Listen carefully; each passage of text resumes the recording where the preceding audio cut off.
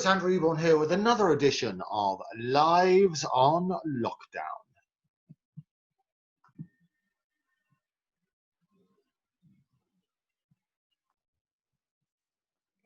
Hello and welcome to another edition of Lives on Lockdown. I'm delighted to be joined by a father and son act, because the father and daughter act do so well with It's a Mad World with Tears for Fears. I thought a father and son have got to be good. So I've got Leon and David. How are you both?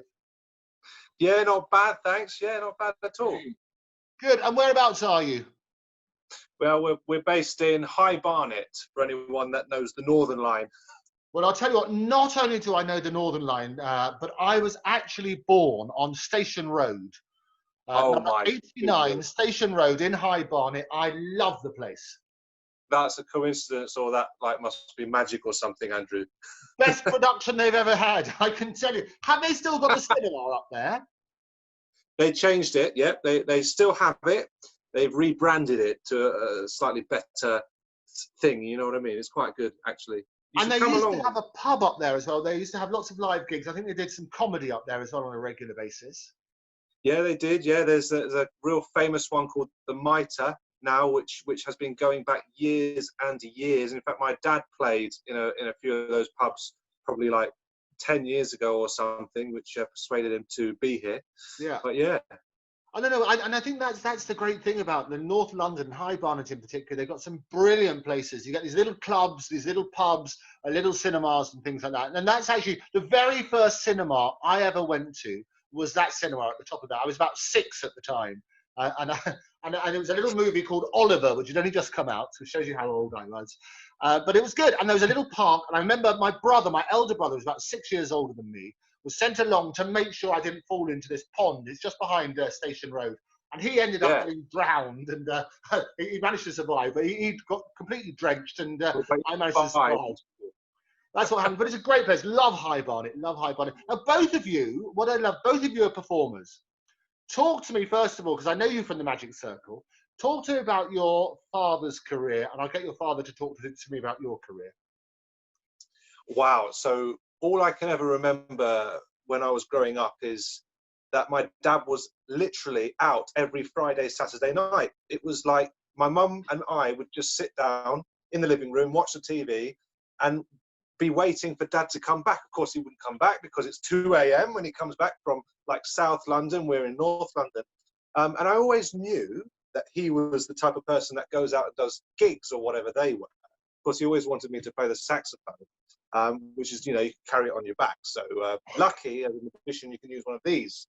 Now it's quite small to carry around. It's much easier. But yeah, so that's what I knew. I knew he was involved.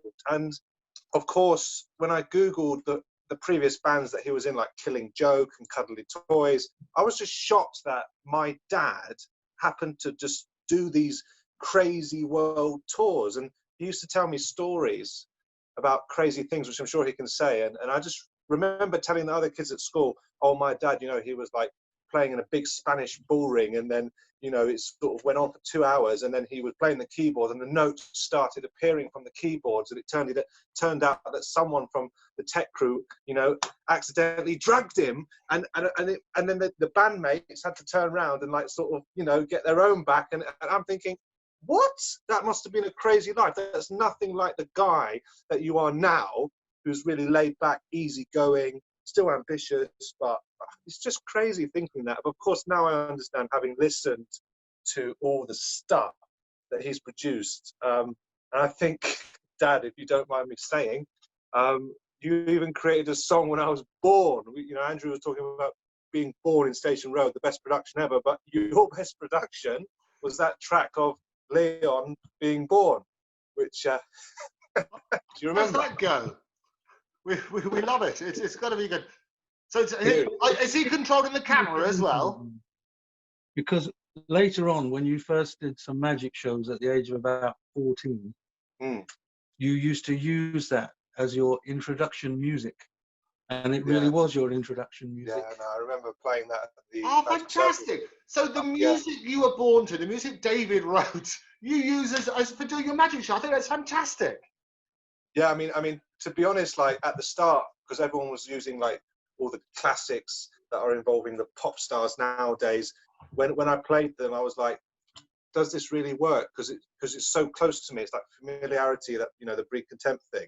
It's so close to me. But yet, when I used to listen to feedback, everyone was like, wow, and then your dad does the music for the shows, which is a blessing. It's only now, really, like recently, I've actually realized that is priceless, to have your own dad providing the music. And what's really interesting, Leon, as well, and as you know, I deal with all sorts of families who've got really, really famous parents, and then their children, their offspring, get into the profession as well. As you know, I have a company with RJ Gibb, who's the son of Robin Gibb from the Bee Gees. We deal with all sorts of wonderful things, where it's the next generation down.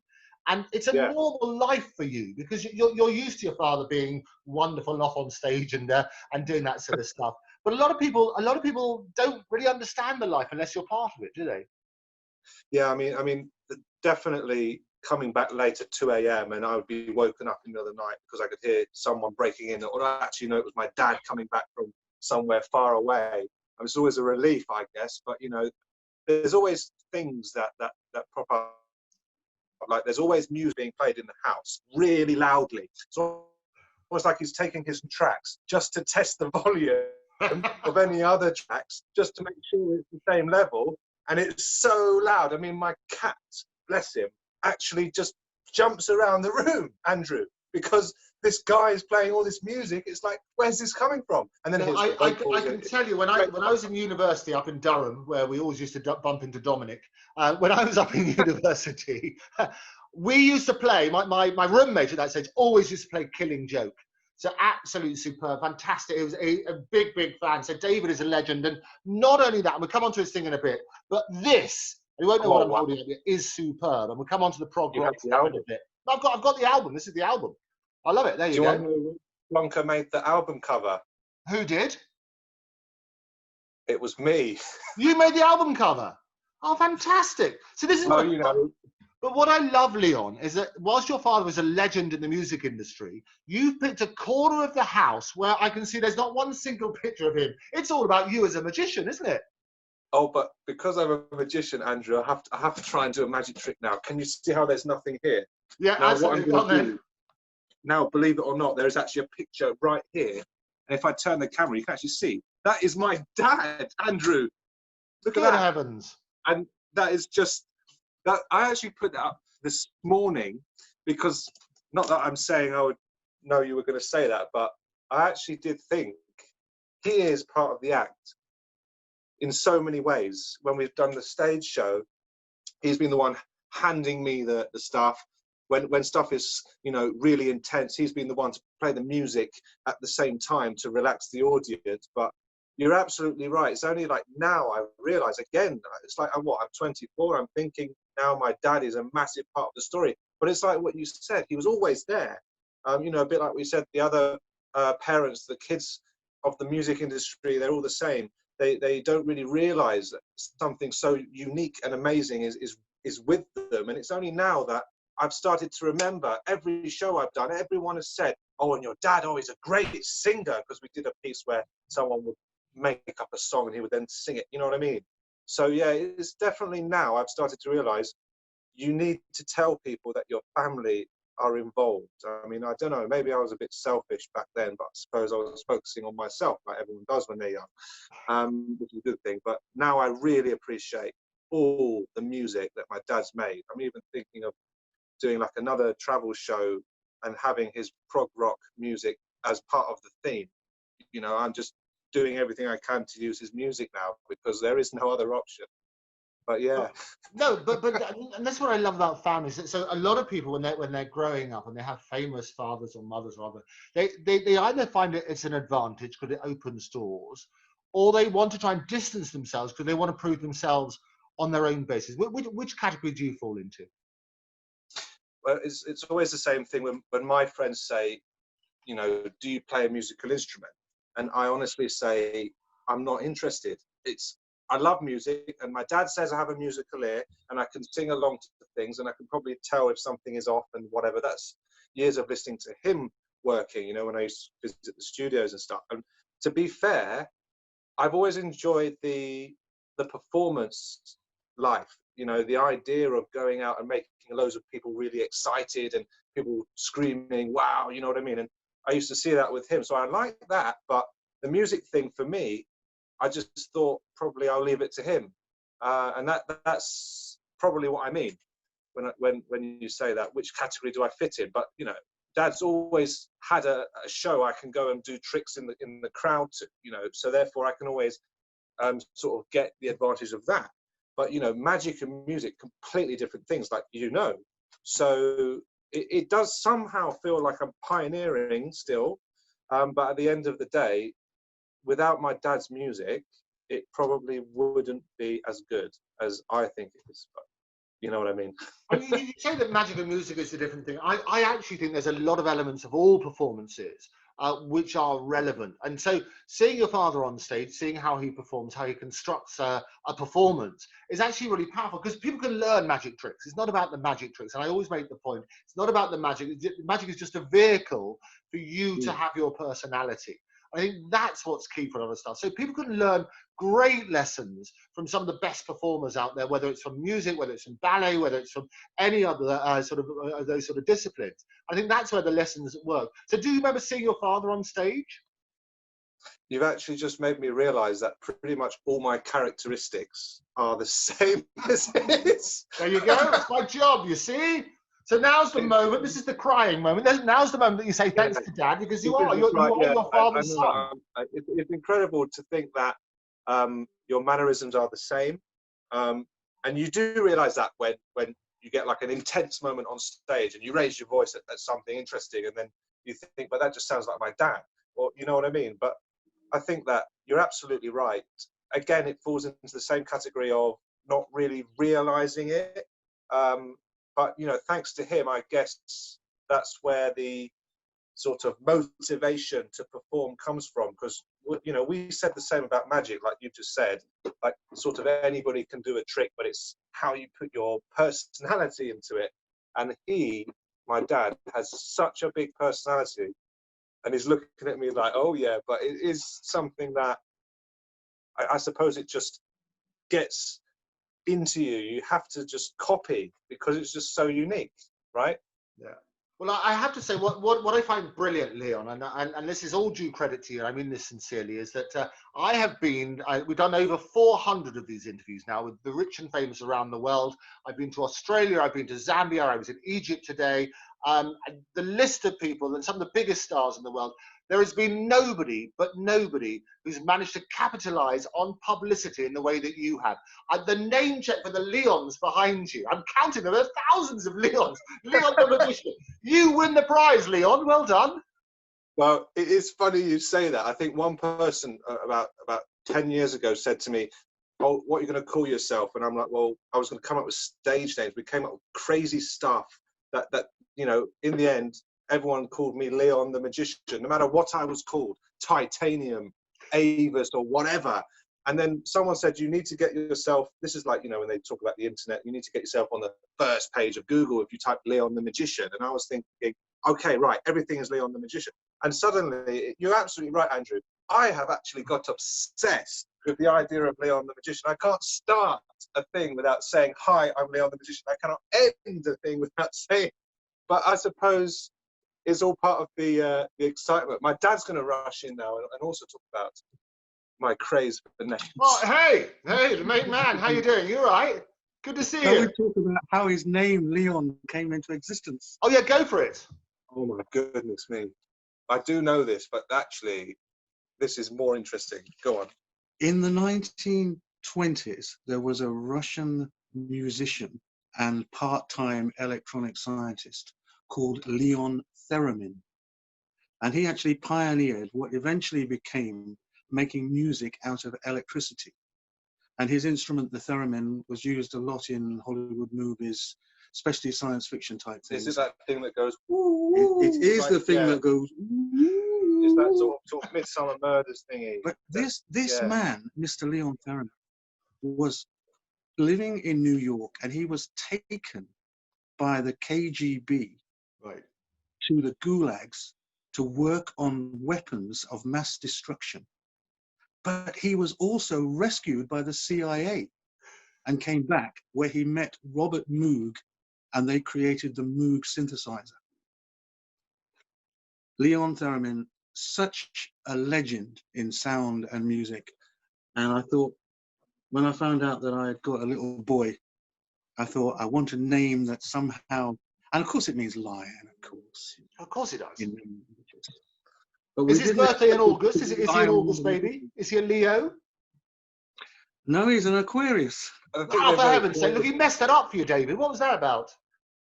It's always his timing that's the issue, isn't that right, Dad? Well, timing is always an issue, isn't it? Yeah. I love it. So tell me, that the two of you have been in lockdown ever since, in High Barnet, great place, as we say. Both of you are performers. How are you finding? Because I speak to people, they're like Leon, they are like a caged lion, where they want to get out, have the adoration of the crowd and things like that. And it affects people in different ways. How have you two found it? Well, he went very quickly into the idea of making some homemade magic videos. And I think within about 2 weeks, he had made about 14 of these. And he then very cleverly thought, I'll release these like one every 4 or 5 days to his audience. And his audience grew as he was going along with this. He had various platforms that were familiar with him anyway. But he now finds that as lockdown is just about finishing, there's only one more video to be released. So he always thinks quickly.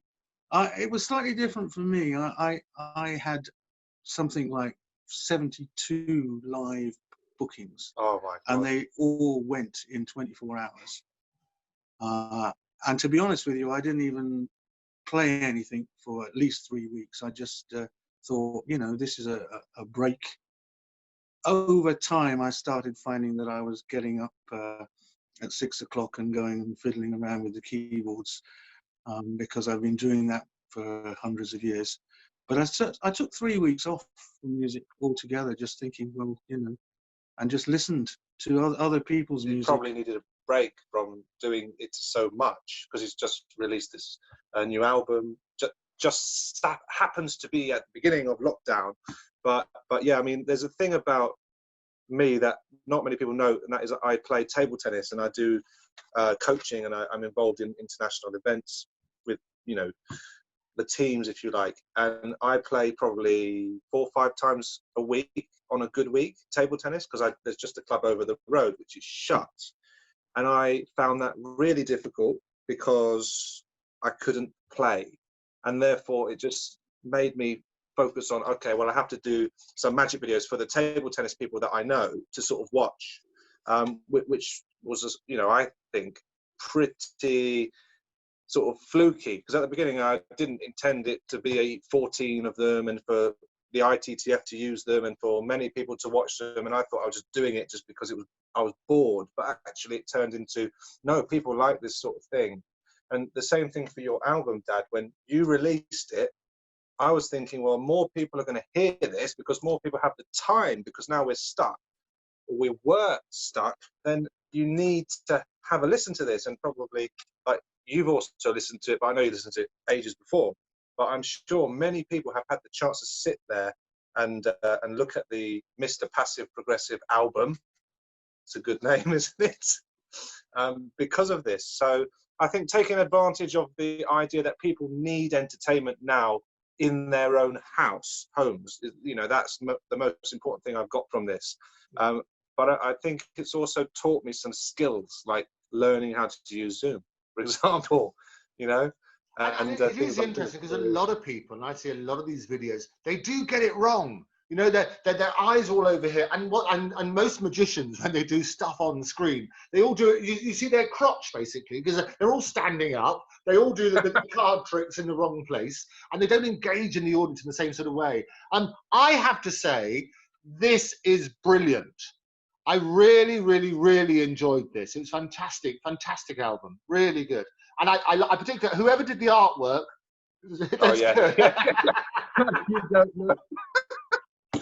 No, but I love it, and I love prog rock. So, but it's a change of style as well for you, though, isn't it, David? I mean, talk me through that. So, actually, talk me through your early career. How did you start the music business? Well, I started off in a band at school when I was about 15. And it's a classic story, really. They had two guitarists, they had a bass player, and they had a drummer. And all that was missing was the most important things, of course, which was a singer and keyboards. Right? And I didn't know how to do either of these things, but I volunteered just the same. And after about 6 months, we were getting somewhere with the sound. We were almost making the resemblance of something, maybe by the Rolling Stones or something. But at the time, it was the era of progressive rock. And this went on for another 6 months, and suddenly we did a concert at the school, which was a hilarious evening. We opened it up to anyone who could come in the school hall, and about 300 people turned up, because in those days music was very, very popular. You only had to say, oh, there's a gig down the road, and loads of people would come. And in fact, it was going quite well, and they were starting to dance a little bit. And then suddenly a man stood up and he said, stop now, stop immediately. I don't want anybody hurt. And it was the headmaster of the school. Oh. And I have a friend who was in that band who can actually do the whole speech, because we were recording it on a little cassette recorder, and he's learned it. And it's one of his Christmas pieces, doing this particular teacher who basically threw them all out single-handedly. Right, and we were going to play for another 45 minutes at this point in time. Wow. To be fair, they didn't. It was a free event. So what were you thinking about the money at the age of 17? But the head teacher threw them all out. And what happened was, a day or so after that, I got to have a word with him. And he said, you're a dreamer, David. You will always be a dreamer. Stop dreaming too much.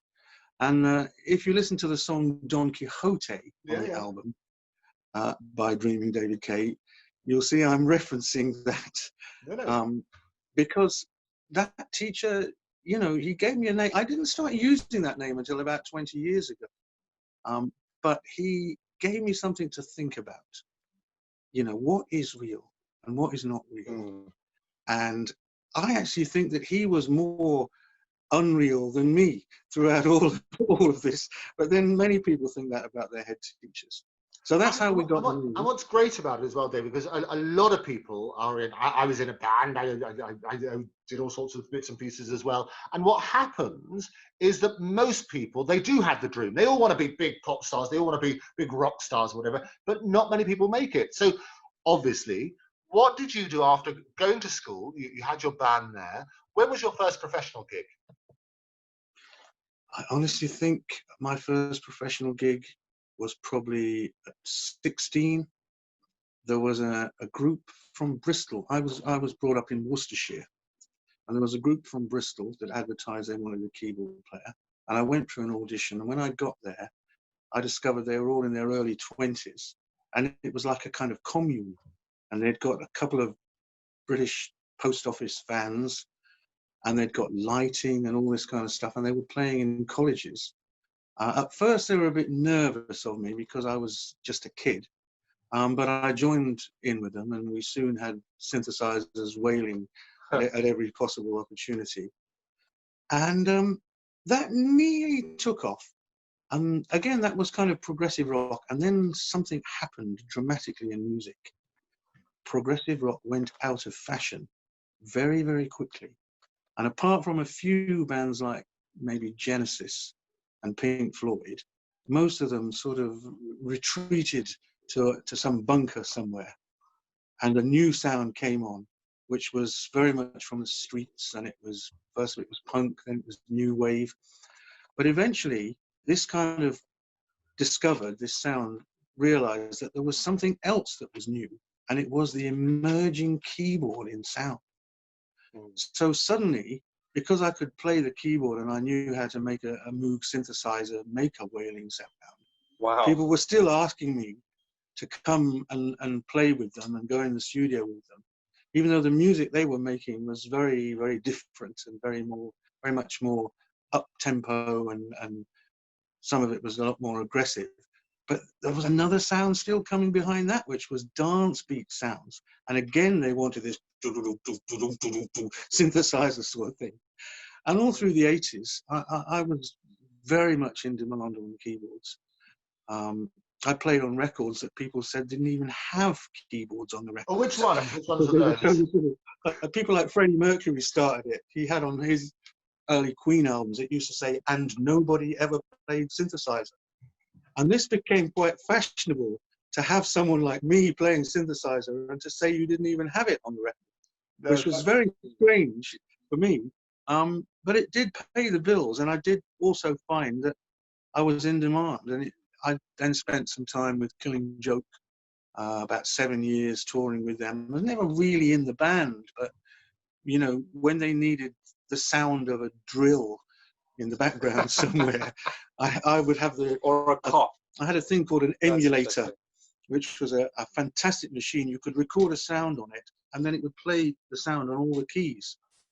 So you could literally have tuned explosions and tuned lawnmowers and things. This was very popular in the 1980s. Oh no, absolutely. And people used to love that sort of stuff because, as you say, you can put all that and you can do all the bits and pieces. And it was all that sort of era where the music and the keyboard players. We've had a lot of keyboard players. Do you know Blue Weaver? Oh yes, Blue Weaver. We actually met Blue Weaver. I think he left us recently. We actually met him at Luton Airport one time. And another good friend of mine at Luton Airport, Lorraine Chase. Shout out to her every time we say that. It's got to be good. But he was actually the keyboard player in one of my favourite bands, which was the Strawbs. He was, absolutely. And the Strawbs also had Rick Wakeman at one point. I know. And they sort of replaced each other at one stage, and they were following that interesting career. So Blue is obviously, he's part of the whole legacy thing now, which I'm doing with RJ Gibb, because Blue Weaver, he did all of the disco era with the Bee Gees. Fantastic. Yeah, he was a legend. There's been a lot of legendary keyboard players, many of whom sadly have left us, some of the key ones, like Keith Emerson. One of my favourites was Manfred Mann. Oh, I love Manfred Mann. Keyboard player. Rod Argent. No one could play the Hammond organ like Rod Argent. He used to literally attack it with both elbows, and it still sounded fantastic. Rick Wakeman, of course, used to eat curry whilst playing brilliant keyboard solos in That's Yes. why you're a Curry fan then, I guess. Oh, you're a Curry fan as well? There you go. Is that what happens? I do like a legendary keyboard player. And as an artist, then, you want to get that sort of eccentricity where people do that things, or people start playing with their feet, or something crazy, play with your elbows. That's what the audiences love. Yeah, Keith Emerson used to stab the keyboard with knives. And at one time, when Emerson, Lake and Palmer were on tour, they reported that they had 3 articulated lorries, one for each of the guys. But Greg Lake, the singer, bass player, guitarist, couldn't fill his articulated lorry with enough stuff. So he bought a huge, genuine Persian carpet to just stand on in the middle of the stage. And when people asked him, "Why have you got that?" he said, "Well, it does cost thousands and thousands of pounds. I just need to keep up with the other 2. That's smashing it up. And it was all that sort of interesting stage where people would famously smash up their instruments on stage. And I know a lot of musicians now, and the trouble is, the difficulty here is a lot of musicians, it's feast or famine. Even when people are terribly, terribly famous, they get their money and then it disappears. They get their money, it disappears. And the current situation is really impossible, I think, for a lot of performers, isn't it? Yeah, I think that live music is going to be a very different animal. And at the moment, a lot of us don't really know where it's going to go. I mean, the whole idea of music was that it was like a hive. It was like a hum. It was feasting on the nectar, the bacchanalia of free spirit, and the beat was there. Whether you're looking at acid house or punk rock or progressive rock even, you know, I remember watching kids who would be getting inside the bass speakers at a Yes concert. I mean, who knows whether they can hear anything now, but at the time, you know, we were close together and we got into this thing.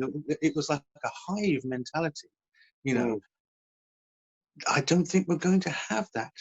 No, I was talking, you probably saw, I was talking to Harvey Goldsmith recently on the show, and it was exactly that sort of stuff. So used to those massive, you can't do a concert with social distancing, can you? Well, not at the moment.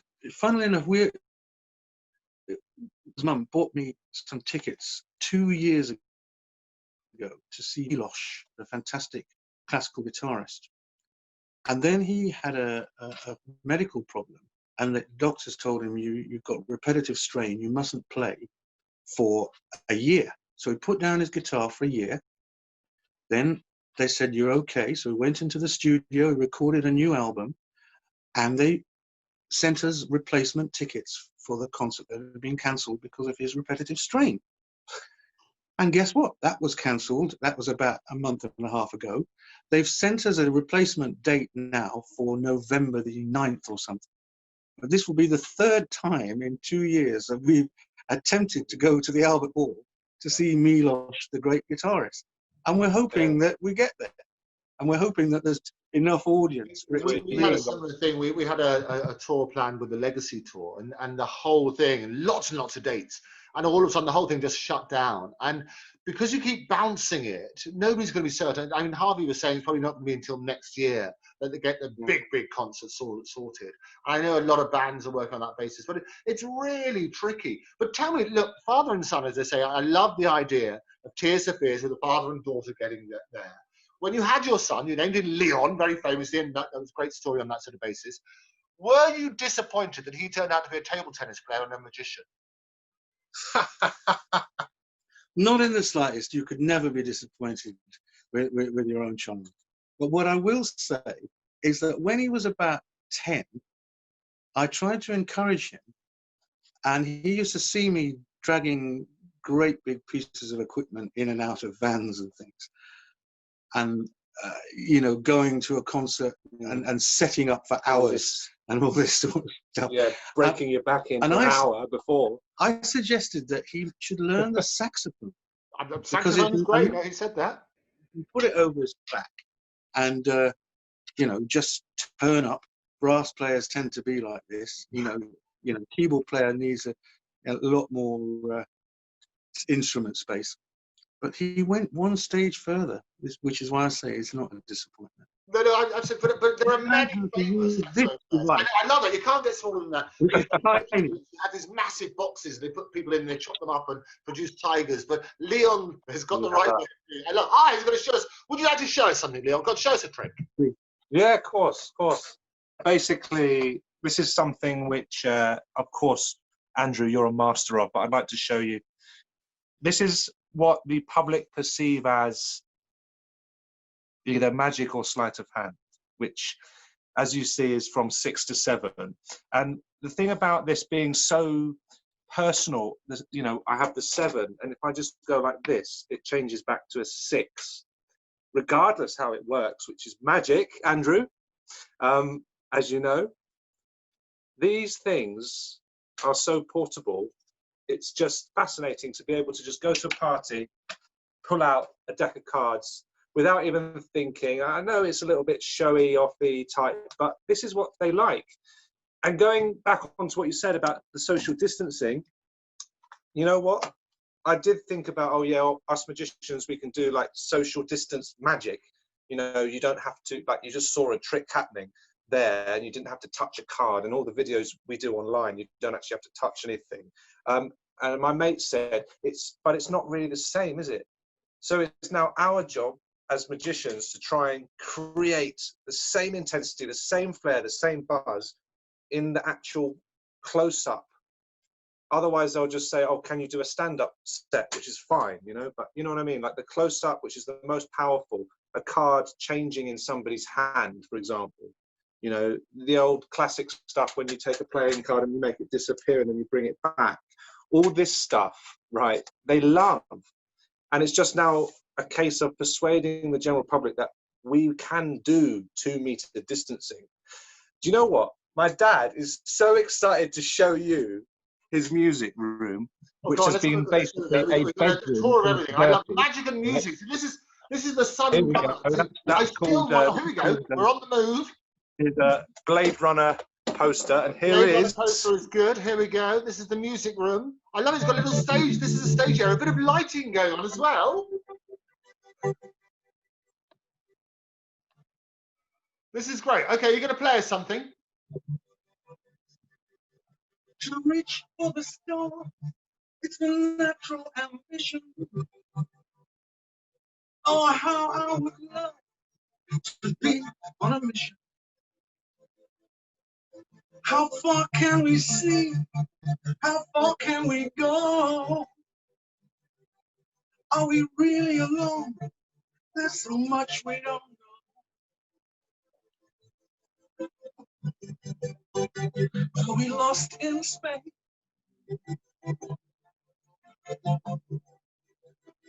Just a dot in space.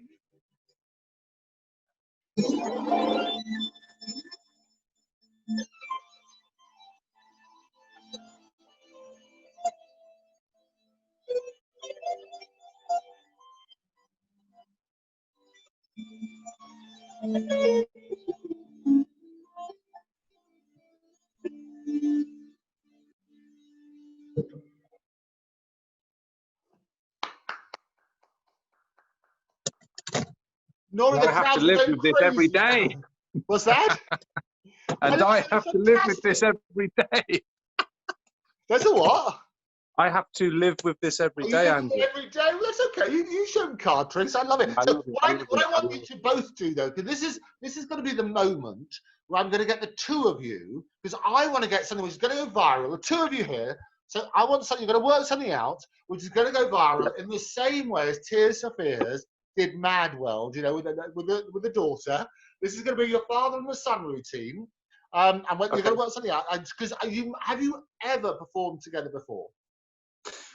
Well, on stage, yes, because we did local theatre shows for my table tennis people that like sort of, you know, wanted to see more magic stuff, because real life is real life. And then they go, do you do anything else? I say, yeah, I've got a stage show. And Dad was on the side playing keyboards, and you can see some footage on YouTube.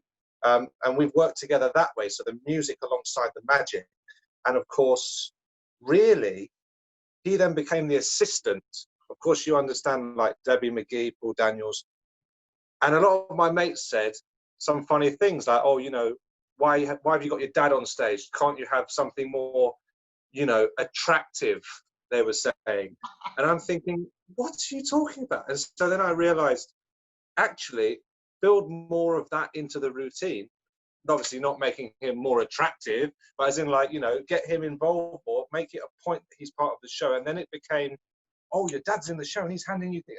So actually, we have worked together on the stage, and he is always there.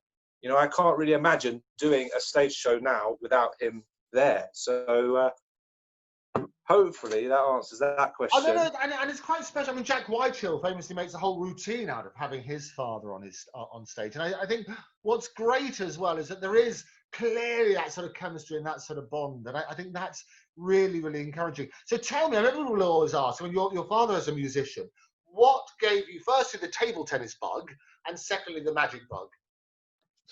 So it was my mum's fault for all of this. Because my mum likes her holidays, and even if she can't afford to go to somewhere exotic, when I was younger, for example, she would still take me to somewhere like a Butlins holiday camp, and there were always Which one did you go to? magic shows. Yeah, there were always like. Which did you go to?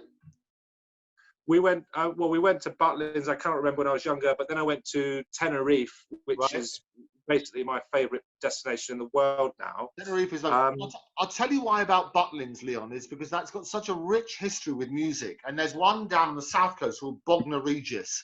And Bognor Regis, they used to have all sorts of things. They did big 80s festivals and stuff like that. And also Minehead. So they have lots of musicians there as well would play.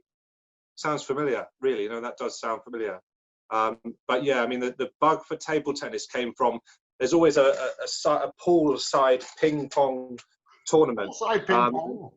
Yeah, I'm not offended by ping pong anymore. In fact, there's been a really good branding out there, rebrand with Barry Hearn involved, that I'm their magician for. with sandpaper. So ping pong is the new thing, and as well as table tennis, which is amazing. But there was always I was in Beijing when Boris was famously in 2008, and he was talking about whiff waff. Do you remember that? Whiff waff is coming home, he said. Yes, absolutely, we love it. It's really good. It's always considered as a Cinderella sport, whereas in China, if you play table tennis, you're like a footballer. And the kids that I've got in the club at the moment, one of them is like #1 in England, and it's shocking that 3 years ago he started training, and now we've made him into this superstar. But that would be the equivalent in China of like playing football for a like Premier Division team like Spurs. That would be the equivalent. And of course, the equivalence comes with funding. The equivalence comes with profiling. And really, table tennis is the most ridiculously fast-paced sport. And if you've ever watched it, you'll understand. If you haven't, if anyone hasn't, go and just search table tennis on YouTube and just watch. It's like the most athletic, hand-eye coordination, fast reaction, physical sport that you ever need to play in your life, which is why I'm so gutted I can't do it. Yeah. No, and it's sensational. So I used to help Total Sports Asia set up lots of channels. They owned all sorts of rights, including to table tennis. And we did online versions of it, so online streaming, because it is so popular, as you say, in China. And the skill level, I mean, you have that sort of table and you think you're right next to it. The guys are like, talk about social distancing, they're miles apart from the sort of social level. I know, it's crazy. And when you think about the amount of spin which is on the ball, this is just a bat, which just to be able to get the control on there, it's quite difficult. But the actual friction on this rubber, I mean, how much do you think this rubber would cost somebody, this sheet that goes on a piece of wood like this, Andrew?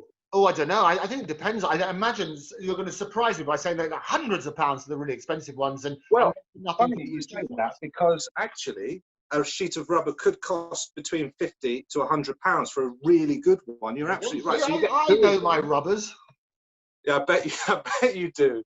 Yeah, but it's just like, how is somebody who can't play because they don't have the equipment going to ever improve? So that's why I always donate my old rubbers to people, to be honest. But like, the difference between being a professional footballer and a professional table tennis player is obviously add 10 more zeros onto the paycheck, which is why I think. Although Leon, you say that, I think what happens is, you say in China, it's such a massive sport, that we're looking at different ways. And I've been a number of times to what's called Sport Accord, when all the sporting federations come along, including the IOC, and they had people from the Table Tennis Federation and so on and so forth. And getting respect for those sports is increasing. And the more that you get platforms such as this one, where you can go into people's homes and say, actually, we've got loads of people who love table tennis, you can start developing that. And then the money flows through as soon as you get the audience. I mean, exactly. That's exactly what Barry Hearn is doing right now. And he does this thing at Alexandra Palace, the World Championship of Ping Pong. And of course, I'm lucky I get to go on and do halftime entertainment, and a playing card appears underneath the sandpaper, and there's loads of rallies, and I get friendly with all the players backstage doing card tricks on them and whatever, and their reactions. But it's all for the sport. And I think that tiny things like adding entertainment in actually can help with the profile, like you said. And you know, table tennis in general, which is such a disciplined sport, has this weird thing.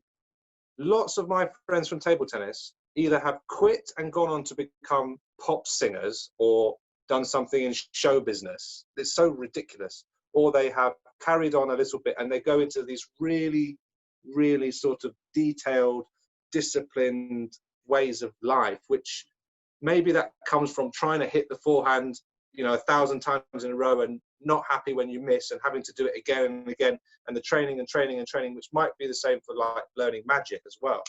That stuff is sort of, as a character building, priceless. And I really am missing my repetitive table tennis, Andrew, right now. But I get it. And do you play? Does your father play as well? Does he play table tennis? My father taught me when I was on holiday, and do you have a table in the house? I have a mini table tennis table, but because I only live near a table tennis club with like 10 tables and lots of space, Right. not knowing about this whole thing with the, you know what, I never needed a table. But I said to myself, I'm happy to take a break, because it's like if you had an injury, you have to take a break. And I suppose after playing for like 15 years, I'd need to see what happens when I go back to it, to be honest. It'd be interesting to see. Yeah, no, I mean, when I was playing table tennis as a kid, you just used the dining room table. You don't know you needed a special table or anything. Do you have a big enough table at home? Well, let me show you something. Ah, here we go. Because I've got a room full of stuff, which, if I can actually find it, there is. And the good news is, if I can find it, there is a net. You've got a net. How's she doing in lockdown? Annette is doing fine.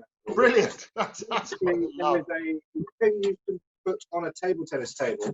Oh, yes. Well, that's what we used to do. So, as you say, as kids, you didn't need a special table. Whatever table you've got, you had those little net, that green net with a white thing on top, and you had the little, and you could do any table, couldn't you? Yeah, you can use any table. And the thing is, though, when you play on a big table, and you've played like for 15 years on a big table, that's what you miss. Yeah, it's like an Olympic symbol. Feeling, don't you, when you play on a smaller table? So yeah, that is definitely what you. The other thing, Leon, as well, which we have, and we've helped develop a number of sports. I was involved with a lot of motorsports. I did Formula One for Fuji Television in Japan. We built up something called Formula Nippon. And what happens is you need to have gladiators. You need to have personalities who will drive those, because people like to support personalities. So as soon as you start developing a sport, you find the superstars of the ping pong. It's like snooker, isn't it? Snooker with Ronnie O'Sullivan, who I once met. He was involved in, watching table tennis in Harlow, and I bumped into him, and he's fascinated. I think maybe there's a discipline training thing, similarity, but he's an amazing personality in so many different ways, and that's what really excels. And I think people say that they only go to see snooker if Ronnie's playing. Forgive me, other snooker players, but you know what I mean. And it is the same in table tennis. We have the ping pong. We have real big gladiator types, like a guy called Chris Duran, who is just really big. And if anyone knows about the ping pong, they know that he's a real character. And you're absolutely right. The characters are what makes it. And I want characters because I want reactions to magic when I go to sporting events, because that's what I love to see. Yeah. So yeah. No, but I do think you can launch. I mean, I had the head of the UK wrestling was on the show very recently, and we're talking about that sort of stuff and how they basically. I mean, that's a sort of choreographed whatever, but you have the personalities, and the bigger the personality, doesn't matter whether you love or hate them. Having a personality means that people are engaged on that sort of basis, and people then have an interest in the game. I think the more we can make that work, I think table tennis would be fantastic. It looks really good. Is your father still there? Is David still there? He's run away to our secret pub. We have built a secret pub in the garden. What I love about this at the moment is that you've really adapted to this new media. You're working. You've done how many videos have you done altogether for lockdown? To be honest, 16. Okay, that's honest. 16. Be dishonest. 6,000. Okay, that's good. There are probably 1,000 out there. 1,000 out there. That's good. When I then look back on the camera, really, so are you doing one routine in each of them? Is that the idea? And then people get to know you, or are you actually doing performances where people can engage you? Because I know some people who are being paid still because you're having these virtual dinner parties. Yeah. Where you can, when we've talked about this with musicians and other people as well. Where you can go into somebody's, if they're having a virtual dinner party, have a virtual magician. Yeah, so the videos that I've been filming are like, hey guys, I'm Leon the magician, and I do something, and then they will sort of get to know me and they see a trick. It only lasts for a couple of minutes, but you can share that around with friends, and they go on the internet. And then I did specific stuff for table tennis and stuff like that. So basically, that side of things, what I've been focusing on. And yes, there has been an occasion where I've had to do a Zoom show, which is basically the stage stuff, but in this space, which is so not the same size, but it was good. And it was for a girl's birthday, I think a 9-year-old called Grace. And all I'm going to say is I've never had to plan so much in my life for that. I had to check Does the sound work? Does that look good? And then I thought, oh, they might be recording this whole thing, so I have to make sure what I'm going to say actually makes sense. So no, it was really good, and I really do applaud people that are out to make that work. And if anyone asks me to do a similar like home magic show just for them, I will definitely. Okay, fantastic. Well, I'll tell you what, to finish with then, if David's not there, to finish with then, show us, put you on the spot, because what I love about it is this instant thing. Finish with, this is the trick, this is the bit of magic, a little snippet, a little glimpse of just how brilliant Leon the Magician is, and why you should book him for your next Zoom in the room private party. Here we go. It's over to you. Please welcome Leon the Magician. Hey guys, nice to see you. Well, as you know, Andrew, who is an ace, is watching very closely, and I want you to imagine that you can see 4 aces, and you don't even have to imagine, you can just watch. Now imagine you are actually involved in a game of cards, and as a magician I'd want to cheat, wouldn't I? So I'm going to give them a good old mix, and hopefully we see how we end up. So I'm going to give them a bit of a shuffle, and then this is actually how we all show off, if you like, and that has to be part of the nature. So in order to win at cards, I'm not actually allowed to look through them, because that would be cheating. But I can actually find one just about there, which is the first ace, Mr. Andrew, which is, of course, quite fascinating. And you can actually see the ace change to an ace of hearts, just like that, which is the second one. Now, in order to find the third one, and I can't just go in and just, let's say, look through the deck and then try and find it, because that would actually be proper cheating. And this would actually be crazy to find. But I'll try this anyway. I'll just flick them out, just like that. You can see the third ace, which is, of course, my favorite. Do you remember which ace it was, which has now completely disappeared from the pack, Andrew? Because I remember. Right? Say that again? Was it the ace of spades? I believe there's one card which I've kept, which I don't know if you can see, but there's a card in my pocket. Can you see that? It's the 2. Oh, hold on a second. There's a card just about here, which is, I think, a 3. No, wait, this is the funny part. No, the whole deck, Andrew, is in the pocket, because in my hands the whole time was the ace of diamonds. Brilliant. That's what I meant when I said spades. I meant diamonds. That's fantastic. Yeah, so I didn't even know which one it was either. It doesn't matter. It doesn't matter. It was superb.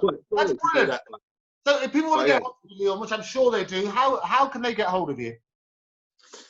Well, it goes like what we said at the start.